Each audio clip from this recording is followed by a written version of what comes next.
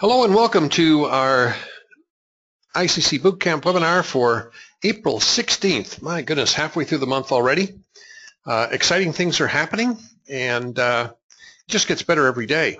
There's certainly, obviously, growing pains and new challenges that we experience, but we're handling those challenges and experiences very, very quickly, and documentation has had to change to meet those challenges, and so we have experienced some changes, and we're going to be going over some information today that is sheer genius, absolutely sheer genius. And so even though when I read the materials I didn't understand it, I know it was there for a reason. So yesterday Eddie and I do our usual routine when there's something new, and I read it out loud and he goes ahead and makes comments along the way. And so I started at 6 o'clock this morning and had that call recorded, and so I have done 95% of it. I just couldn't get it all done. You know, it takes a long time to transpose because you got to start and stop the recorder, and you've got to type it in, and then you got to check it and do all kinds of nasty things. So we'll probably see a few mistakes, spelling mistakes, letters in the wrong place, etc. But that'll all be edited. There will be a version available to those people that are in the process of trying to collect promissory notes. And for those of you that aren't in that situation, then you'll need to be in that situation to get the written document that you'll be seeing today. So this will be available, obviously, to watch as many times as you want. And if you want to go ahead and do what I did, which is to copy it all out and then transcribe it, be my guest. It's a lot of work. Let's see, 6 till 2, that's a long time, isn't it? So this is very valuable information, otherwise I wouldn't have taken the time to do it. And it's definitely going to help each and every one of you that have promissory notes. It will blow your mind, the power that you have. But before we get into that, I just want to go over some of the most recent updates since last webinar. There's a very interesting article that I forget who sent it to me, but there are $278 trillion of exposure in derivatives by the 6 too big banks to fail. Too big to fail banks, I guess that's what it should be said. And so that's absolutely $278 trillion. That boggles the mind. And so when you see that, you just got to say, how is this possible? Well, it is all possible, and it has to be. What do you mean, Gary? It has to be. That's insanity. Well, then you go ahead and read this article here by Simon, and he talks about the insanity of it all. And then you come down here to this YouTube link, and it explains why all this insanity has to exist. And I've always said this since, well, I guess, about 2001, when I discovered that the fiat currency systems have to loan money into existence. And so if we stop loaning money, we can't pay off any loans because there is no money to pay off the loans. So they keep loaning and loaning and loaning and loaning, and you'll see in the Why Gold and Silver YouTube video that if you stop this protocol of loaning money into existence, the whole system collapses. And quite frankly, that's where we're at right now. Fiat currency systems historically last between 30 and 40 years. I was told it's 40 to 60 years. It doesn't really matter. The fact is they're always going to crash. Because when you got 278 trillion, there's enough men, women, and children on the planet to create tax and profit to cover that 278 trillion. So it's just got to be wiped out somewhere sometime, and it's got to go back to an asset-backed currency, which is what the Basel III compliance is all about. So, you know, we're in a very advantageous position here to be a part of the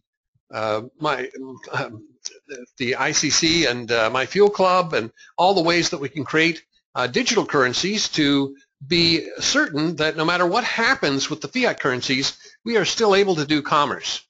And that is so very powerful. And so never, ever, ever short sell the concepts of digital currencies and promissory notes. It's been around centuries. All right, go read Ficchetti's overview. Again, everything that Ficchetti's talking about, the way to salvage the world financial system is to go back to commerce, which was very prevalent up to 1909. And then in 71, they put the last nail in the coffin of commerce in its true form with using promissory notes and international bills of exchange, and they gave everybody easy credit at the banks and got us all in debt. And look at the mess of the world right now. We've got bureaucrats who do nothing, make nothing, earning more money than the people that are creating the stuff that makes the profits to keep the whole system running. And so when you've got that happening, and I think there's another one of those overviews in here that basically tells all about that. Yeah, it's right here. Zuckerberg goes to Panama and gives free internet to all of Panama. And he's already been doing it successfully in Colombia and in several African nations. It's a sign of the times that a room full of politicians can't even begin to accomplish a tiny fraction of what a single individual in the private sector can do. What's more, Zuckerberg's pledge really shows how much the world is changing. So we don't need these politicians. In fact, they are a pariah. They are causing all kinds of challenges because they're not looking after the best interests of the taxpayers. And whether it's a civic government, whether it's a state government or provincial government or a federal government, they're just perpetuating this kick the can down the road to perpetuate a fraudulent banking system. So keep doing what you're doing, keep supporting the beast, and you'll just get more of the same. Or come and learn the Commerce Protocols, see the sheer genius that Ben and Richie and other leaders that are part of the club have brought to the table, absorb these protocols and make them a part of you. And then go out and educate other people. That's what the deal is. That's what you're supposed to be doing. And if you're not, well, guess what? It won't happen for you ever. So I know there's some very active people on this webinar today. And so this webinar is for you. We want to show you how to be very successful in sharing the information. And those of you that are here taking another look, well, someday you should take action, because each day that goes by is a day that you're not getting closer to the BVK, Zcash, and chips exchange to the currency of your choice. Now, the second thing I want to bring up beyond going through all of these little articles that I've put up here since the last webinar is that summer's coming up, and there's going to be all kinds of students, high school students, college students, university students that are going to be looking for summer jobs. And I think the summer job situation is going to be very, very bleak. Why? Because full-time adults can't find jobs. So how is there going to be anything left for students? Well, we have the solution. It's right here, the Ultimate College of Commerce. You need to be actively promoting the opportunity for everybody and anybody to get paid to learn how to get involved with commerce through capitalism. It'll pay $100,000 in BVK and $6,250 in Zcash, totaling $112,000 when they exchange it. They say, well, they can't exchange it. They don't have the $5,000, Gary. Well, they can earn it by promoting My Fuel Club. And they can earn the 20% in USD for all the memberships that they are marketing. So if somebody were to just find 5 people that were actively interested in getting 500,000 Zcash, they're covered for their 5,000. That's $1,100 times 5 that they'll receive in USD to pay for their $5,000 admin fee. Plus, they'll be able to get the $175 application fee for their employee goal. So if that don't light your fire, your wood's wet. You need to be getting out there and sharing this with every teenager and college and university student. In fact, anybody that doesn't have a job. I mean, it doesn't take long to find 3 people One of our new members in Canada has 3 people that are on the educational journey, and he did that in a week, and he's gaining more and more people all the time. You can do it too. Now, whether or not they ever take action doesn't really matter, but if they do find their 3 people to get 3 people, they'll have Zcash and BVK, and someday they might want to learn how to convert it, and you'll teach them how, and then you'll be the recipient of $1,000 from the $5,000 application fee. You know, if you're not in business to make money, then what are you doing here? We're here to make money. Yes, we're educating people, but we're giving them the Zcash and the BVK so that they can learn how to convert it. What university, college, or high school pays you to go to school? Not one. Well, we have it. You got to be excited about that. You got to be promoting that to everybody you can find. Don't you think? Well, okay. All right, so today we're going to talk about processing promissory notes. And as I say, Eddie and I had this wonderful exchange of knowledge and ideas. I got to tell you, I'm not near as smart as Eddie. In fact, I don't think there's anybody on this webinar today that's as smart as Eddie. And then I don't know if Eddie is really as smart as Ben and Richie, but I would think he's up there. And that's probably why they work with him hand in glove on a daily basis. Now, obviously, we all have skill sets and we all have abilities, but Eddie has this ability to take this information and make sense out of it. And I look at it and sometimes my eyes gloss over and I say, wow, what the heck's going on here? But, you know, as we go through this process, and I've said this many times before, buddy up with somebody. And somebody reads it, and somebody is listening. And while you're listening and reading, remember how the power of reading out loud is so very important to you. And you can find all that information here, how we learn and how we retain information. Maybe you need to do a refresher. 83% through sight, 11% through hearing, 3.5% through smell, 1.5% through touch. How we retain 90% of what we say as we do it. And then if we do it every 3 days, we're going to get 65% recall. So we're going to be able to do this. Now here's an interesting situation. I started at 4 o'clock in the morning, not yesterday. Maybe it was the day before. I don't know. It's all a blur. And I started at 4 o'clock in the morning. And by 3 o'clock in the afternoon, quite frankly, I was done. I was quarter to 3. I was getting a scintillating scotoma. What the heck is a scintillating scotoma? It sounds like it's moving, and it does. It's a form of migraine headache. And what it does is it provides a stained glass effect in your eyeballs. And it floats all over the place. Mine happens to be a steel blue with a rust color and white. And it's just like panels of stained glass that are floating around in your eyeballs. And you can't see a damn thing. You're blind. I mean, sometimes it's small and they just start to scintillate. Other times they're so big and they just do all kinds of wild and crazy patterns. It's like being on drugs in the 70s, I guess. I don't know. I never took drugs. But, I've had people tell me that it's a trip, man. Well, the thing is that here I am, quarter to 3, and I have an appointment with my good buddy Tomas Garcia and a candidate attorney in Canada. And I said to myself, I think I'm going to cancel the call. And I said, no, I can't do that. I can't let Tom down. So he's tried so hard, and he's contacted so many attorneys, and they've all said no, and probably this one will too, but let's just make the call. It's the way I make the call, and he's not there, and I'm upset because I'm tired and I'm a little edgy. So anyway, he calls back. Well, actually Skyped me and said, sorry, the receptionist made a mistake. I thought it was Gary Duncan, not Gary Douglas. All right, so anyway, we hooked up, and we had this most wonderful call. I cannot believe how it just flowed. It was like we were brothers forever. And we've had several communications since. So, the point I make is that for half of that call, I couldn't see a damn thing. But had I not rehearsed this material enough times and had that 65% recall, even though I had all the scripts ready and open, I couldn't read them. But I certainly knew them. And when you know it that well, guys and gals, guess what?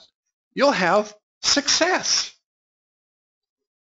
So, it's not a front read, I don't understand this, or it's too complicated, or they've changed it again. I just can't handle this, Gary. It's too much.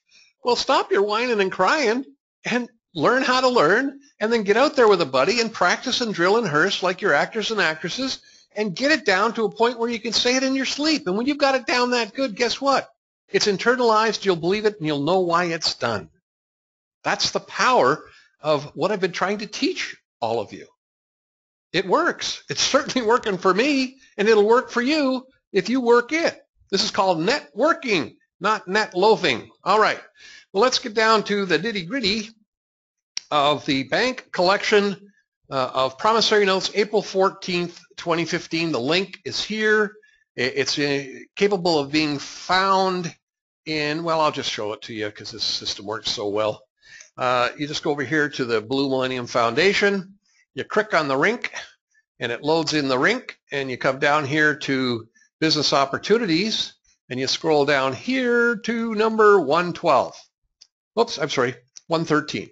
So number 113 is the document we're going to be looking at. So you click on the document, and there it comes. Now what I did is I copied and pasted it, and then I've added all the conversation that Eddie and Gary had, and Eddie is in purple, and I'm in black.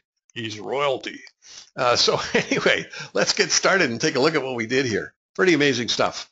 All right, so I started by reading it out loud, which is what I do every day that I do this. Don't you know that? I mean, when I'm doing these webinars, aren't I virtually reading everything out loud? And I'm amazed at how many of you say, Gary, I get so much more out of it when you read it out loud. Why? Because you're seeing it and you're hearing it. Remember how we learn? You're getting 90% involved in that learning process. When you start saying it aloud, that's what will happen for you. So obviously our 3 LLCs, the first step is to collect a promissory note. Alternative to collection by transfer of the Zcash account ownership is for the lawful beneficiary to select a bank to work with. So if you have a promissory note, it's up to you to find a suitable bank that will be acceptable to work with. Now, if you're not accepting the Zcash, you need to find a bank to work with. So that was what Eddie said to me. So there's how it's going to work. So we'll just go through it nice and simple, and you'll be able to watch this as many times and hear it as many times as you need to before it starts to become a part of you. So I go on and I read, in order for the bank to be qualified to be selected, did you hear that? In order for a bank to be qualified to be selected, the bank must be willing to provide a 50% loan against a cash deposit that would be equal to twice the value of the note that's being collected. So Eddie says to me, well, Garrett, what's that mean to you? Duh, I don't know. Okay. I said, well, if the note is for $5 million, there will be a cash deposit of $10 million added. Ta-da! I got the first answer right. What's the purpose of the deposit? Well, I said, I don't know. He says, go back and read it again. To create a loan for 50% of the value of the deposit. You're right. And because it is double, it is for 100% of the loan amount. For this bank to qualify, it has to agree to the loan based on the cash that is going to be put on deposit. Is it hard for a bank to do that? I said, it should not be. This loan has nothing to do with the promissory note. Boy, that cleared things up for me. That was always a fog. Well, now it's super clear. It's all about the cash that's being put in there, and they're getting twice the cash amount to cover the loan. All right? If so, then an account for the issuer of the note, let me bring it up, or for a surrogate acceptable to the issuer and to the bank must be established. That means that the Regino, Lestrada, and Bo Ideals has an account or has an acceptable surrogate account because of jurisdiction. And he says that we discussed the other day with ANZ in Australia. If Regino, Lestrada, Bo Ideals are not acceptable to be account holders at ANZ because they're US-based LLCs, then we'll have to use a surrogate that is acceptable to them and to the issuer, whoever that may be, of one of the LLCs. So I said, well, would that be a member with an account, or would that be an attorney that's involved with us in Australia? He said, well, either of those. That will be negotiated by I got that problem, as I said. That will be negotiated by mutual agreement of the issuer and the bank involved in this arrangement. All right, easy to follow. I'm understanding it now. Now, I made this really big. It's not that big on the original document. Let's just go ahead and see how small it is on the original document. Oop. Here we go. The lawful beneficiary must then present business. Okay, so it's the regular size stuff. How come I made it so big? Because it's important to you to know this. The lawful beneficiary must then present business to the issuer of the note, through which the issuer may obtain profits that may be used to deposit cash funds equal to twice the value of the note into an account with the selected bank that qualified. Okay? So none of this has been really hard to understand, correct? There's more being said here, but we have to read between the lines. This has always been present. It has always been a requirement. The way business is done here in the Internet Catalog Club is to always be looking for more business. It's never, here's your PN, here's your whopping, have a nice life. So the fact that you've obtained a promissory note isn't the end all. It's an invitation to do more business with us. That's what it's saying in this paragraph. The solution is real simple. May not be easy, but I can guarantee you it's real simple. You want that promissory note collected, then help us put twice that value of money on deposit at the qualifying bank, and we'll be glad to secure a loan that will purchase that from you. Now, this paragraph is inviting the lawful beneficiary through the promissory note to do more business with us. Scroll up.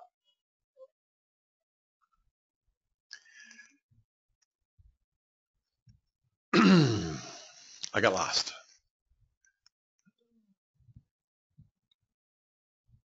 This is what has always been the requirement from the very beginning, from the very first whopping that Brightstar ever issued. That is what was and is about. That's what it's about. It hasn't changed. But what everybody did is they went and put their whoppings, which are promissory notes, into IBOM and made a gazillion. Well, not a bad thing. But we still shirked the duty of what the promissory note said that we had to do to collect on it. So everybody's just waiting for someone else to do something instead of doing the business required. So that's the first thing you've got to understand here, is that the lawful beneficiary, it's on you. Rahino, Lestrada, or Bow Ideals are not going to put any money there that you don't help them create. And there's lots of ways to creating it, so it doesn't have to be this particular protocol we're looking at right now. There's other things you can do as well. Until that deposit is made, that banker's not going to loan you anything, because this is twice the value you're going to have to do some work to collect the $10 million note. You've got to do enough work that's going to create $20 million in profits. And I said, well, that really comes back to the Formula XLX spreadsheet that we worked on and we talked about a few weeks ago. And the answer is yes. So you've got to do more than $20 million worth of business, so you just can't sit on the couch and wait for this to happen or for someone else to do it for you. That's what's been done, and that's what's been everyone's aggravation. I don't understand it. Everything is changing all the time. Well, the leadership just keeps saying the same thing in different ways with the hopes that the members will get it. So nothing has changed. It's what has always been required of each member to receive their blessings. This is not an investment. This is your business. Where can you go and get these kinds of rewards without doing the work?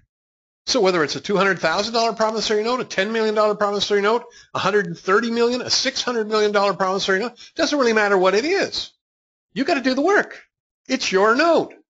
What are you going to do about it? So you better learn this stuff, is what I say. And if you don't want to learn it, I don't care. I got plenty to do. So at that point, the lawful beneficiary may apply to the selected bank for a loan equal to the face value of the note, which loan principal and interest payments as negotiated will be drawn from the deposit made by the issuer. So Eddie says, well, whose deposit is at the bank? Who's the issuer? Oh, I said, the LLC that issued the note. Ah, so it's their money. So it just told you that they are agreeing to use their money to pay that loan. So why is Lestrada, for example, putting twice the money and agreeing for its money to be used to pay that loan? I don't know. I guess that should be in black because that was my comment. The only reason it's doing that is that in fact of buying the promissory note through the bank. The lawful beneficiary is the one that's selected the bank and is the one that getting the loan, but it's not paying the loan. So in essence, Lestrada is paying the loan and saying to the bank, if I pay the loan, that promissory note is mine. You can't have the payment for the loan and the promissory note too. I didn't understand that. Now I do. And hopefully you're nodding your head and that little light bulb's going off in your brain and saying, aha, now I get it. Now the issuer would co-sign the loan so that the deposit could be used as indicated and so that the lawful beneficiary would not be liable for any payments on the loan. So remember, anything in caps is what Eddie and I are saying. Anything that's in regular font is what is the document that we're discussing. So in other words, the lawful beneficiary gets what they want. The bank gets the note paid and the issuer holding the funds on deposit says, no problem, take the money. Give me back the note. So the bank gets paid its loan, it's made its money with interest and charges, and the issuer gets the note back. It's a done deal. No one else has any claim on it. The deposit that was put there was from profits from other business done. In the THI example, Texas Holdings Inc. example, they say on the first go-round, they agree to use 90% of the profits, and in subsequent transactions, they use 50% of the profits. So that means that the double that got put there is to satisfy this transaction has created other funds that are available to THI to be used elsewhere. I need a D. Give me a D. All right. All right, the next statement in the protocol is, this has the added advantage to the lawful beneficiary of establishing a strong credit relationship with a selected bank. Now, I don't know about you, but I have no credit anywhere on this planet. Quite frankly, I don't even want it. All right? To me, it's just a way to get yourself deep in debt, unless you're using these wonderful protocols where the profits pay off the loan, and that builds you superb credit. So in other words, my buddies, Lestrada and Bo Ideals and all these guys, my buddies are of enough clout that they can actually bring a deposit of double the promissory note value. The promissory note paper is good, so obviously when someone is willing to pay for it, the PN is showing valid. And if we did this once successfully, would you like to do some more? The credit relationship refers to the fact that the bank now knows I have $10 million because they just gave me the $10 million loan. And I didn't have to pay it back. Remember, we have a cosigner, the issuer, and they know that, don't they? Sure. Well, so guess what that bank wants to do? Do some more business with the holder of the PN to get some of that money back. So you now have a strong credit relationship. So for those of you that have no credit or burnt credit, what a great way to get your credit worthiness back, to be able to use it for commerce transactions. All right, and never have to pay it back because the protocol here allows for the issuer to pay it back through profits. All right, so that is one way that you can go and find a bank that's interested. Let's talk about what the bank can do for bank business. So now this particular protocol portion takes us in another direction. This talks about what can be done to create the profits to place on deposit. So we could talk about a bank. In this particular case, that's what we're talking about. The selected bank or another bank also selected by the lawful beneficiary may choose to profitably be involved in business through which bank deposit funds to satisfy a promissory note may be obtained through profits to do what we've described above, Eddie interjected. So I said, so this is just one way of doing the above, correct? He says, yeah, there's lots of ways. So let's take a look. Bank business, example 1. A bank may choose to purchase promissory notes and or other items the bank may wish to acquire without paying anything out of pocket by using the protocol found in D34. So Eddie says, well, do you want to go and read D34? I said, no, let's read the example one first, then look at D34 to see how it fits. Because you see, as I've said many times in the olden days, we had several websites, we had several protocols. They were like a massive group of puzzle boxes that we opened up, all the boxes of all the different scenes. We throw them all into one big box, and then we put them back all in the box jumbled. And unless you knew what all the pictures were to begin with and what all the puzzle pieces looked like, you could never assemble it. And that's what they had to do in the early days to protect themselves from agent provocateurs. Well, we still have a couple of websites that we work with, which is chips-corner.com and Employee Gold. And so there are interrelations between the two, again, to confuse the people that want to try and cause harm to us. And let's face it, it causes harm to me. If I don't do this, and if I don't sit down and actually open up the link and go and compare it, I'll still never know how to do this. And if you're not doing that, you're just reading through and say, I don't understand, he'll never do this. So that's why we've done it like this today. So in that event, the lawful beneficiary would receive payment equal to the face value of the note, less any fees charged by the bank, and the bank would be the new lawful beneficiary of the note. So we're going to the bank and we're saying, look, we'd like for you to buy this promissory note. It's very profitable for you to buy this promissory note. Let me show you how. All right. So Eddie says what this just said, instead of doing a loan, what's happening is the bank is purchasing the promissory note from the lawful beneficiary. So this time the PN didn't go to the issuer. It goes to the bank. But there is no loan. I kind of like that, but it's your choice. The reasons for that are covered in D34. So the lawful beneficiary receives full face value of the promissory note. That's what the lawful beneficiary is after, using the alternative clause in the promissory note, right? This time, instead of the note going back to the issuer, the note goes to the bank, so there was no need for a loan. So I said, do they have to pay the $500 admin fee to get it transferred into the bank's name? Eddie says, only if they want to. You see, we don't understand the difference between lawful beneficiary and the named beneficiary, so he goes on to explain that here. The lawful beneficiary means the one having the right to use it. It doesn't mean the named beneficiary. Now, I know there's several people on this webinar that have promissory notes issued to them personally. So that is the named beneficiary. But if you give it to the bank and they're capable of using it, then they become the lawful beneficiary. So the ones whose name appears on the note, so if they have shown how they came about the receiving the note lawfully, do they really care? If they can show the paper trail, I got it because I gave this person the $200,000, done deal. That's why it's important to understand the term lawful beneficiary and to distinguish it from named beneficiary.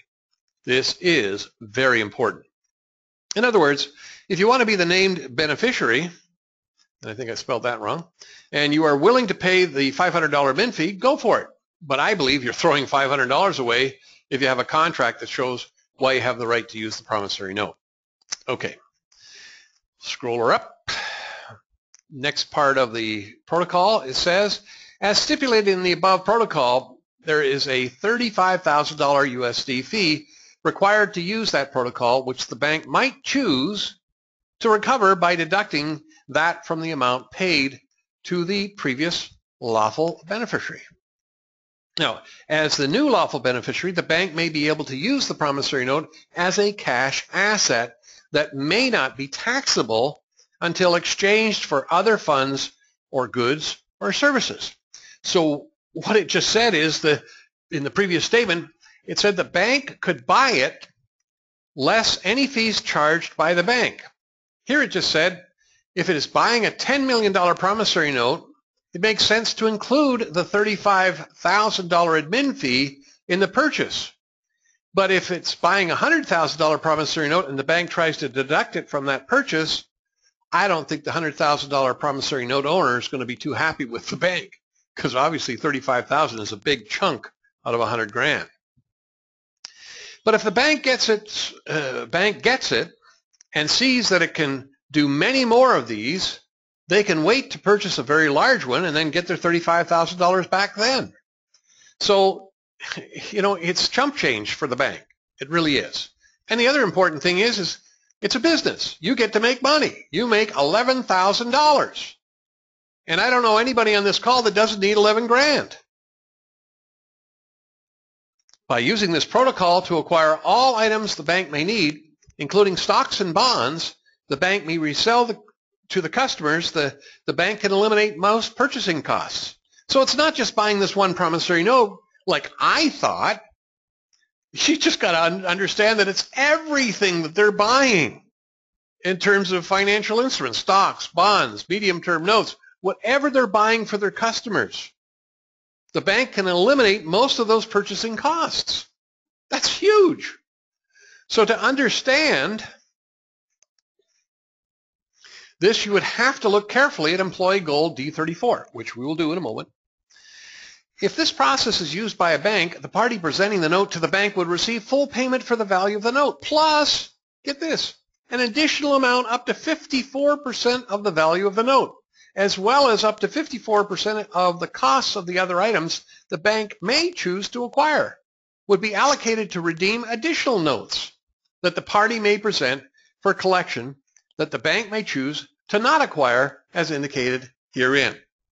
So this is a profit-making situation for the bank, and it's a profit-making situation for you. So Eddie says, did you understand all that? No. Well, it's basically saying, if this is the process used by the bank, the party presenting the note, the lawful beneficiary, would get 100% of the promissory note plus, and the plus is saying there is money set aside for other notes to be redeemed this way. This is that 90% of the profits that THI makes on the first one, and then it becomes the 50% of the profits that THI makes on subsequent transactions. So what you're seeing here is the 54% of the promissory note is actually 60% of the 90%. Because remember, they make a 60% surcharge when they buy the products or services for others. That becomes the profit for THI, and then they allow 90% of that profit to be available to the party that brought them the business for exchanging the Zcash, chips, or promissory notes. So 90% of 60% is 54% of the value of the note. So that's what's described here. Wow. Okay, so do you need to know all that math? No. But does it help to have it there and maybe try to understand it? Well, yeah, but remember, this is a vehicle. And just as you can't tear the engine apart of your car right now and reassemble it so it would work, you just get in the vehicle and drive. I put all this here because we haven't gotten any of these promissory notes fully collected for USD cash in the hot little hands of the promissory note holder. Now, there are loans that have been, I guess, paid off. We just don't know yet. The banks haven't responded one way or another. But they're certainly not making their payments. There are some cases where the banks have said no, and the attorneys have gone in and said, you better reconsider, and they have reconsidered and said yes. I know of one situation where I was told that an individual, kind of like me, who gets a little short on temper and flew off the handle at the bank, and the bank barred him from the bank. He ain't going back to that bank. All right, I guess he told him where to put it. I don't know. But anyway, fact is that, that's what it's all about. We all got to be doing this. Why? Because we get this feedback, and the more people that are doing it, the more feedback we get to improve it and make it smoother and simpler. There's huge things happening behind the scenes. We have a jumbo Fetus Gold bond already been accepted by a top 5 bank in the United States that we can now do gold, oil, and gas purchases. I know nothing about it other than that's what I was told. That's huge. Now we got to start to doing these transactions. Why? Because now it gets the profits to start paying off and collecting these promissory notes. So the more people are working in the same direction, experiencing problems. And remember, it's always about the parable of the sower. Bring it to the 20th century, the Pareto principle. 80% of all we're going to do ain't going to work. The 20% of what we do may work. And of the people that say, yes, I'll go on the educational journey, I'll look at it, 80% of them will say no. Then we'll have 20% of those that say yes. So if you've only talked to 5 people, it ain't going to happen. You might have one say, yes, I'll look at it, but that's not enough. You've got to do the numbers. Whose plan is that? Is that my plan? Is that Pareto's plan? No, that's God's plan. It's always been that way. And if you don't work within God's principles, his laws, you ain't going to get the results that you're expecting, which is God's abundance. It comes back 30, 60, 100-fold when you're planting seed. Well, it's no different here. Talked to one bank. They said no. Oh, it hurt my feelings. Well, you want to know how many banks that Eddie talked to? 62 banks. And they all said no. Did that stop them? I worked with an attorney a couple of years ago and talked to 200 banks. And they all said no. Did that stop me? What if it had? We wouldn't even be on this call today, would we? You see, I have the vision. I see what's going on here. And I am not going to let the power elitists do this to us. Well, I'm getting kind of tired, quite frankly, and my health is getting a little challenged at times. I need your help. When are you going to get off your ass and do something? Be a part of the solution, not a part of the problem. And if you're not doing anything, you're part of the problem because you know better. However, the 54% would only apply to the notes that are presented for collection along with the note purchased by the bank.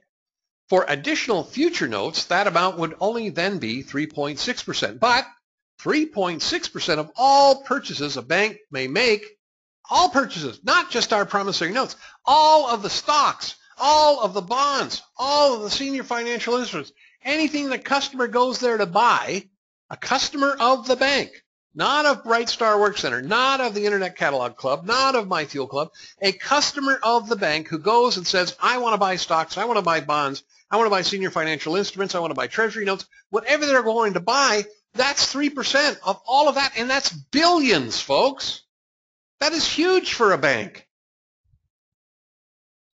This describes that on the first batch of PNs that you present to collect, if you only present one, well, that's all you presented, but those are redeemed using the 90% of the profits. But subsequent to that first transaction with you, other transactions or other things that you present would be cashed out using the 50% of the profit. This is nothing new, folks. This has just been reworded to put a new slant on the concept, but it's exactly the same thing that's been described in previous collection protocols. This is the THI compensation plan, which we've discussed weeks ago. Nothing modified, nothing new. The trading will continue, and additional promissory note collection requests are not a part of the first batch, so you'll only get to use the use of the 3.6% amount. So then I said, well, maybe we better go and look at that D34. So here it is. Copied and pasted it in here so you don't have to go and look it up. Oh, geez, I got to have another screen open. I can't handle that. Well, you don't have to handle it. It's right here. Again, it starts off the same way, doesn't it? This document relates to the business with Texas Holdings and the promissory notes issued by our 3 LLCs. Now, public companies. This is another slant, another way. This is super exciting. Will you? I mean, you'll do backflips when you hear the rest of this story. It's just amazing. Public companies. Example, companies whose stock is traded through the brokerage system may acquire any legitimate items they wish from any legitimate source. They may specify by requesting to purchase the items from or through Texas Holdings, Inc. or a surrogate thereof. So let's go back to example 1. A bank may choose to purchase promissory notes. Instead of presenting a loan to the presenter of the promissory note, the bank may choose to buy the promissory note from the presenter and or other items that the bank may wish to acquire without paying anything out of pocket by using the protocol found in D34. So you see, I took the example 1, that little paragraph, and I pasted it right in here. So you didn't even have to look back up. It's right there. So we just read public companies. Guess what a bank is? Like a bank. Companies whose stock is traded through the brokerage system may acquire any legitimate items they wish, including these promissory notes, from any legitimate source. They may specify by requesting to purchase the items from or through Texas Holdings, Inc. or a surrogate thereof. So I said, in my naivety, does this include stocks and bonds and other senior financial instruments that banks buy and sell? I didn't see Eddie's face, but I know what he was thinking. I could hear it. You dumb cluck, didn't we just say yes? So as you read further down, remember the big, bold, red letter example in example 1? You know, sometimes I just don't get it, and that's okay. Sometimes I do. Now, by using this protocol to acquire all items the bank may need, including stocks and bonds, and the bank may resell to customers, the bank can eliminate most purchasing costs. So that 3.6% is everything that any bank customer comes to the bank to have the bank get for them. I just flipped over and I said, that's huge. Wow. What bank wouldn't want to do this? So Eddie says, do you see why this is important to understand why D34 fits into this protocol?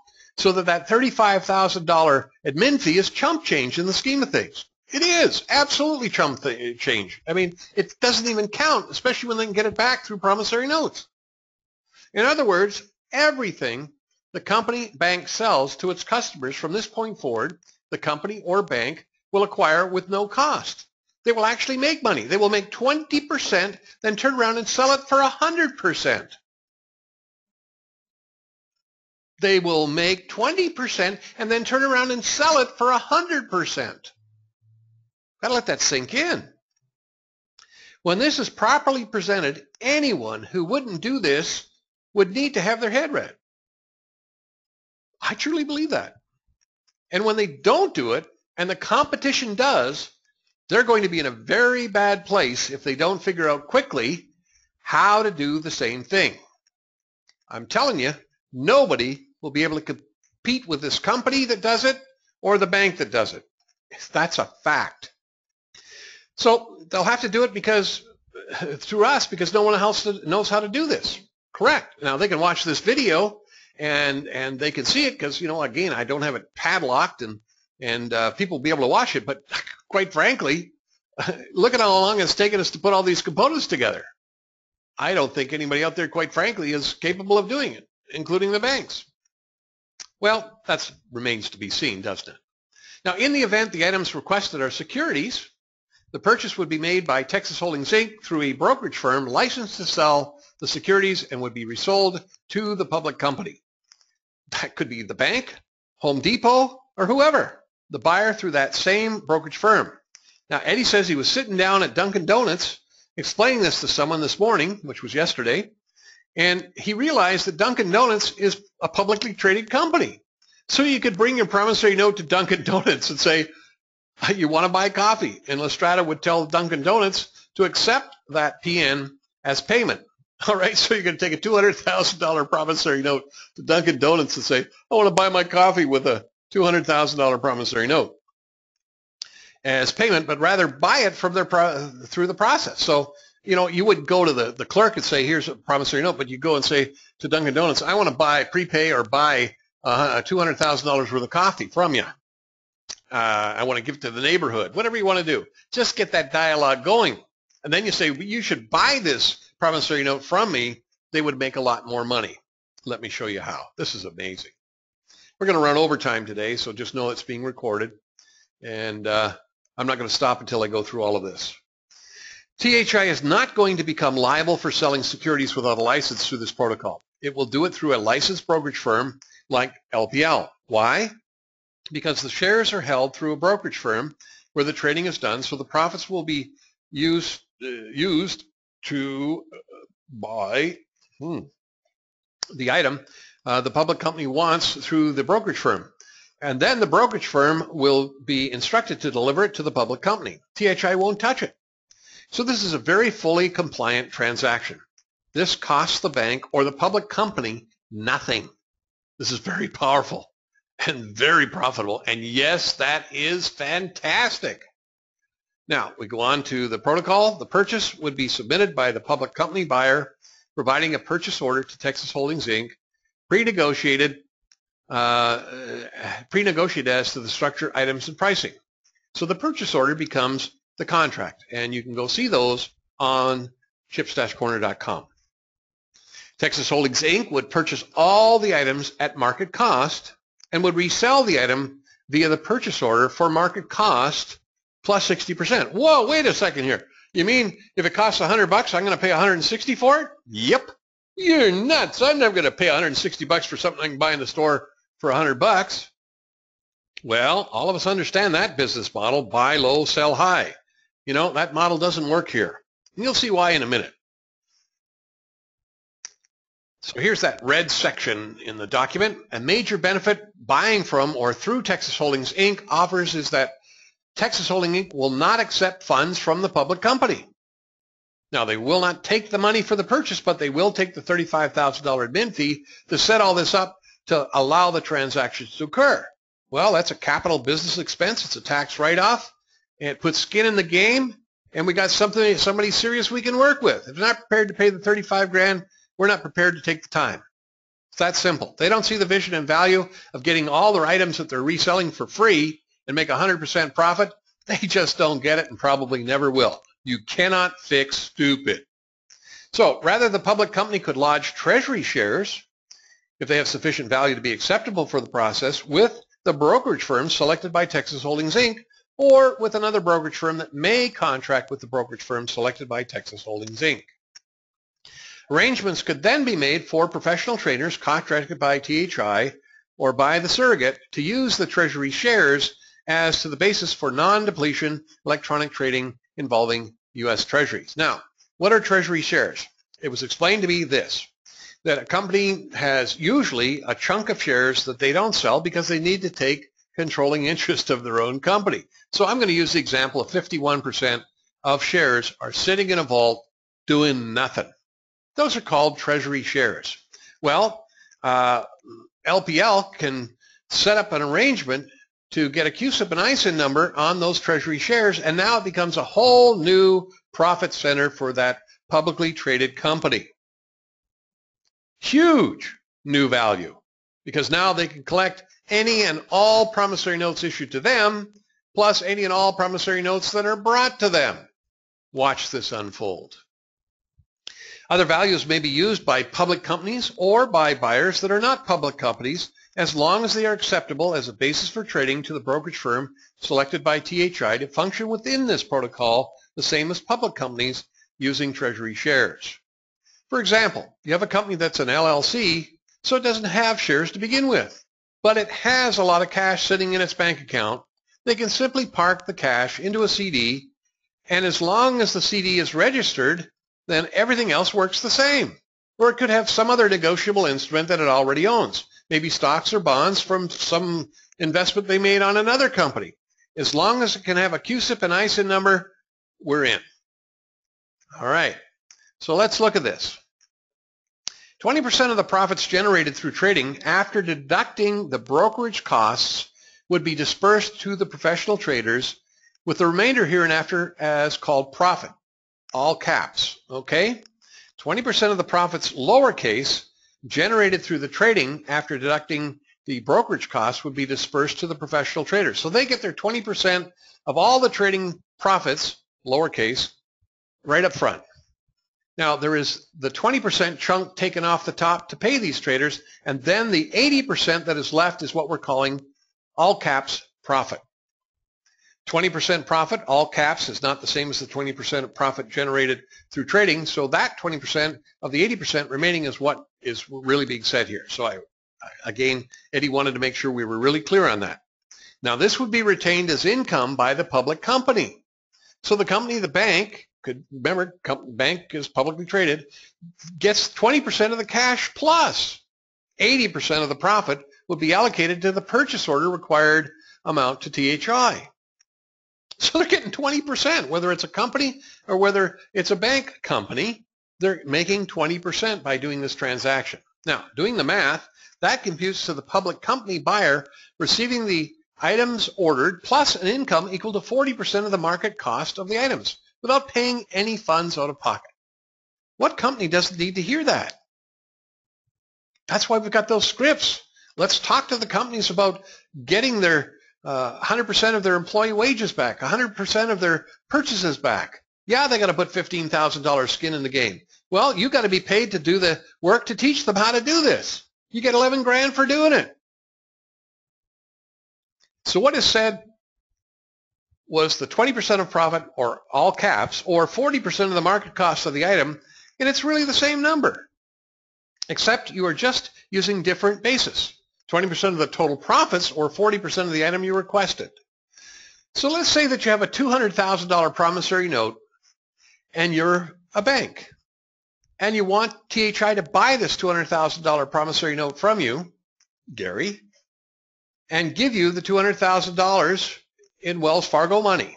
Now remember, it's not going to be given to me in $100 bills. It's going to be put on deposit, isn't it? So it's Wells Fargo money. It's not Federal Reserve notes. Get that clear. And Wells Fargo says, you tell me that you can buy stuff for me, Wells Fargo, without me spending any money? Yep, that's what we're saying. Well, I got a few errors here. Didn't get a chance to proofread this before we started. Let me get that out of there. Here's my treasury shares. Show me. Remember, there's no risk. All they're doing is getting a CUSIP and ISIN number on the treasury shares. They know what's going on. They're a bank. They just never figured this part out. So they put the treasury shares into the brokerage account, and the traders are going to create double the profits of that registered item. So if it's 200 million, 400 million, 500 million, doesn't really matter what the share value is. They're going to create at least 400,000 in profits. So they've probably put 200 million, 500 million worth of shares into the brokerage account for trading. That's where you will read in another protocol called, calling it a jumbo CD. This is an amount completely larger than your promissory note. It would be easy to see the 400,000 in profits. So that 200,000 item that the bank wants THI to buy from you and give them back is going to be charged with a 60% override. That's what THI wants. So that 60% on top of the bank, the $200,000 promissory note now makes it $320,000. Well, wait a second. I want to buy low. No, you're going to pay $325,000 for it. Why? Because if we have $400,000 in profit and 20% of the $400,000 is going to give back to the bank, that would be $80,000, correct? So now that we've got $400,000 in profits, we give $320,000 to THI, and THI buys the promissory note from you for $200,000. So I get my 200 grand. It now has $120,000 in its pocket, which is a 60% override, and it takes the promissory note it bought from you, me, Gary, and hands it to the bank and gives the bank an additional $80,000 cash.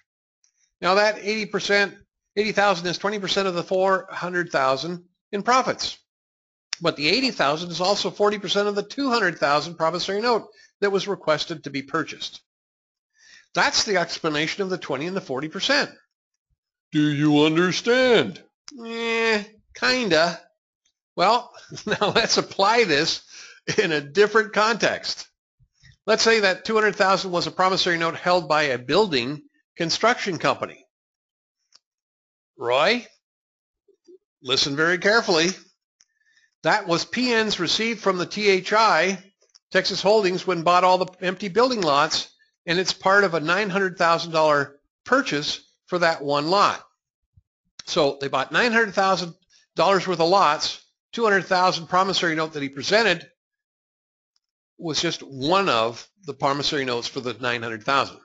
So it's only spending $200 of the $900,000 in promissory notes, and it takes that promissory note, instead of to the bank, it takes it to Home Depot. It says, hey, Home Depot, and I'm buying electrical supplies, plumbing supplies, toilets, bathtubs. Please deliver it to the job site so I may begin building a house there. Home Depot contacts Lestrada and says, how do we collect on this promissory note that we just got? Well, you can do this, that, or the other thing. But I suggest, instead of you collecting on it, because if you do that, you're accepting it for the face value of $200,000, which is for the amount of the items purchased, we suggest, why don't you use this other protocol and you buy the promissory note without spending any money out of your pocket? Well, how do I do that? Treasury shares. So in that case, here's what's going to happen. The contractor is going to sell the promissory notes. It's going to receive the $200,000 in bank money. Why? Because they had 200 grand that was available to them to give to Mr. Builder. And they're going to give the 200,000 to Home Depot. So what's he going to do? He's going to get it and give it right back to pay for what he's got. So did it really come out of their pocket? To buy the products that's needed to build the home. Home Depot is going to sell that 200,000, and it makes the profits that are available from the sale of the building supplies that are being sold already. The guy's already ordered the bathtubs and electrical and the plumbing crap. Well, they get the $200,000 promissory note, plus they get the 20%, $80,000 in cash. So instead of just doing business the old way, the buy low and sell high, buying wholesale for $160,000, then selling all this stuff to the Mr. Builder for 200 grand, they just make $40,000 on the sale to the builder to go build his house. Now they're getting $480,000 for the same business with the same person. That don't light your fire, guys. Your wood's wet. Do you see how? $200,000 in cash that the builder received from THI to buy the note. He then went and bought the supplies. Let me just get rid of that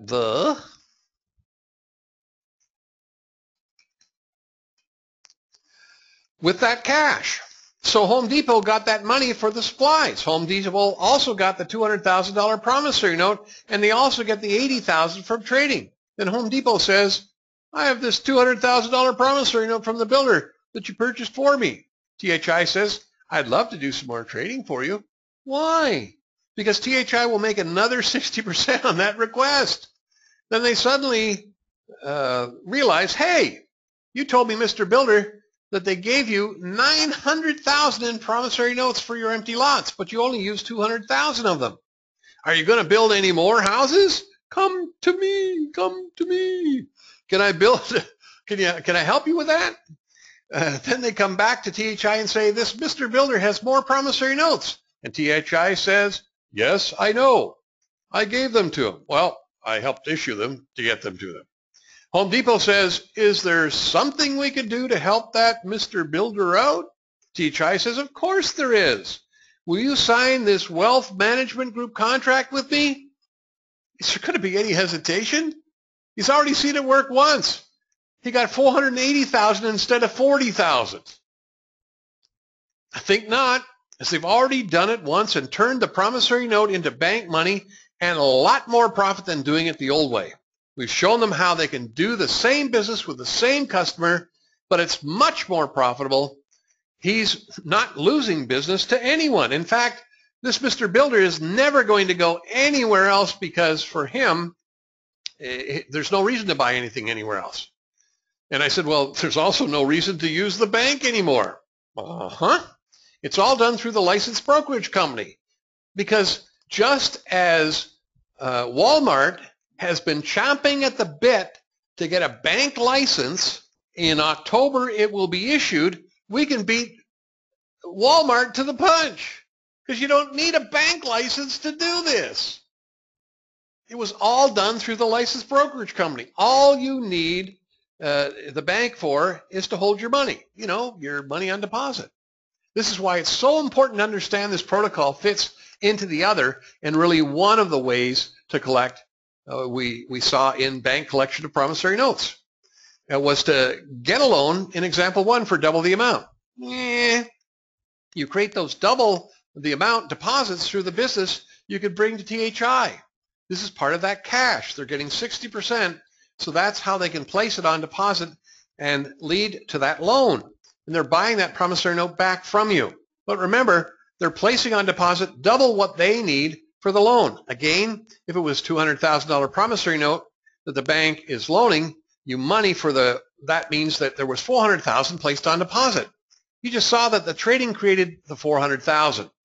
$400,000 in place on deposit. The $200,000 goes to pay off the loan, but the promissory note now comes back to the issuer, but they still have another 50% to work with. The other $200,000 is still sitting there. And so they continue to do this with other people through those loans, and they build up a cash. Remember, one of the ways you can do this is by having people with large sums of money on deposit at the bank to simply request and receive promissory notes. So if the bank never agrees to take our DF3s or 4s or 5s or 6s, it doesn't matter because you're building up cash there in your cash. Eventually, you are going to have cash there, and you can say, well, if you won't accept my DF3s or 4s or 5s or 6s, at least accept the money that is on deposit with you. Issue me a CD, and I will continue trading as always.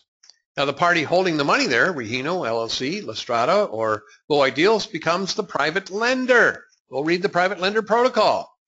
Remember, the private lender gets 50% of the profits in the trading. That's what we're building towards. But it's a collective team effort, and everyone needs to be a part of it by bringing business to THI. We issue promissory notes, meaning the 3 LLCs, and show the member how to collect on them. So there is 2 ways. Let's say I'm getting a little pressed for time here and rushing. One through the bank, and the other way is through documentary funds in the form of shares from publicly traded companies. All right, so let's move on. Members of the Internet Catalog Club that sponsor public companies that choose to take advantage of buying through this methodology would be able to exchange promissory notes for USA legal tender, Federal Reserve notes, or bank deposit valued within their as per the THI compensation plan. So when you go and review that, it's going to talk about the 54% and the 3.6%. In other words, if you were the one that sets this up, you have the capability to bring your promissory notes for exchange through this set-aside that is created through this process. However, there is no free lunch, which is related to this protocol, means that for a company to participate in this protocol, USPIS contract fee of $35,000 must be acquired as indicated below and allocated towards participation in this protocol. This fee may be included for rebate through previously discussed options. All right, so example 2. Well, before we go to example 2, just while I was getting ready for the webinar and trying to complete this document, Mr. B calls me and says, oh, there's going to be a new protocol issued, and it'll be up on the website this afternoon. And so the Regino section is going to be changed dramatically. There'll be the overview of the Regino promissory note. There'll be all of the various people that have got them, and this. Everything else is going to be moved to another part of the website. It's getting too cluttered. So this is the document you'll be able to use to present to the banks to explain this. I mean, I guess if you had a personal relationship with the banker, you could send what I've created there, but some of it does a little bit of bank bashing. All right. Well, anyway, open letter to all banks. Collection of Regino or any LLC promissory notes. The following information is pertinent if a client of your bank requests your help to collect on a Regino LLC promissory notes. The notes are immediately collectible in the form of convertible virtual currency as described by the IRS Notice 2014-21, but may also be collected through business processes in the form of USA Legal Tender USD or other sovereign currency as may be selected, deposited in your bank. The help that your client needs is for your bank to open an account for Regino or for an acceptable Regino surrogate within your jurisdiction, so that Regino may deposit cash funds in the selected currency equal to twice the face amount of the note that's being collected. So you see how this just goes and flows with exactly what Eddie and I discussed yesterday, and here it is now available to be presented to a bank. Once that's accomplished, Regino will be open to being a co-signer on the loan that you would arrange for your client equal to 50% of the value of the deposit made by Regino. That is, the loan amount would equal the face amount of the note being collected by your client. Collateral for the loan would be the deposit made by Regino. The loan should be for 5 years, and all payments of both principal and interest are to be drawn from the Regino account so that your client will not be liable to service the loan. Once loan proceeds equal to the face value of the note is received by your client, the note having been paid will be made null and void. The reason this arrangement is important to Regino is that to make the loan, your bank would be expected to perform due diligence on the client and the client's use of funds necessary to comply with banking regulations and policies, as well as with the USA Patriot Act. So that's why you need a business plan, and that's why you're not going to get yourself $19 million of funny money to go to Las Vegas for. It's all got to be accounted for. The above is the only involvement requested of your bank related to the collection procedure required for your client to receive full payment of the Regino LLC promissory note in the form of USA legal tender USD or other sovereign currency as may be selected, deposited in your bank.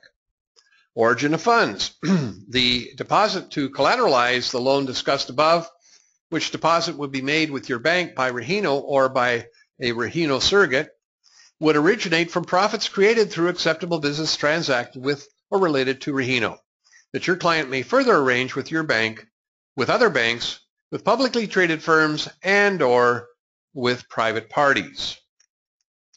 Possible acceptable business transactions may include buying and selling of U.S. Treasuries and or other senior instruments as part of the process, which would be executed through a brokerage entity contracted by Regino or by a Regino surrogate. So this is if it's in Canada or Australia or some European country, we use a Regino surrogate. And with which brokerage entity may be associated with your bank. Now, prayerfully, the gentleman that I spoke to, the attorney in Toronto, will come on board and he'll be able to create Canadian LLC notes. So that's why we want to have these various places where we have membership so that we're dealing with a promissory note created in the currency in the jurisdiction of the attorney firm. Regino would be interested in possible jumbo transactions that Regino may undertake with your bank or with others, which could be supported by values separate and apart from deposits that would be made to collateralize loans for a collection of promissory notes. Process to follow. After your bank is accepted to follow the loan process indicated herein for the collection of promissory notes by your client, we will be most happy to present through your client to the appropriate personnel in your bank possible transactions that could be beneficial to your bank, to your client, to Regino, and or we can proceed with your client to structure such transactions with others so as to create and deposit funds in the selected currency with your bank to collateralize the loan. Please discuss further details with your client who may obtain additional information as may be required from Regino through Bright Star Work Center. Okay, so this document may be up there right now. I don't know. But anyway, it may be slightly different from what we're reading right now because he may have made some edits. All right, so back to where we are, example 2, example 3. And I didn't get these completed. So I think at this point in this webinar, I'm going to stop now. And then next Thursday, if there's any modifications, we'll bring the modifications to the table and we'll go on to example 2 and example 3 in detail. As you can see, we've already got that done. We'll need to cover the other business, which I couldn't get done in time, allowing for information on responsible parties and why collect by transfer of ownership of a Zcash account. So all of these will be discussed next Thursday. So it gives you plenty of time to digest this webinar and go through all this wonderful information that we have presented to you today. And just know that the leadership of the Internet Catalog Club have our best interests at heart, and they create these documents so that we can better explain to people that could understand them. Well, hopefully now you understand them. So great success in your study of all this information. We look forward to seeing you next week. And certainly if you have any questions or you are a promissory note holder and you want to get the draft copy of this document we're reviewing, you may request it and I will send it to you. Otherwise, you'll have to watch the webinar over and over again. Great success. God bless you all. Thank you for being here with me today.